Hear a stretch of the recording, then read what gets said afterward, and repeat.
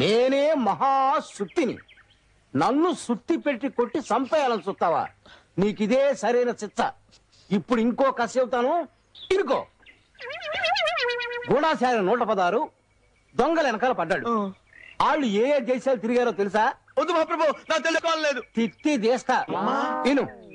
Rajasthan, Pakistan, Baluchistan, Afghanistan, Nigeria, Bulgaria, Siberia, Tanzania, Somalia, Manchuria, Ethiopia, Uganda, Zimbabwe, Jamaica, Egypt, Congo, Botswana, Geneva, Qatar, టూనిక్, Ghana, Bahrain, Kuwait, Laos, Philippines, Finland, New Zealand, Sudan, Mauritius, Bhutan, Nepal.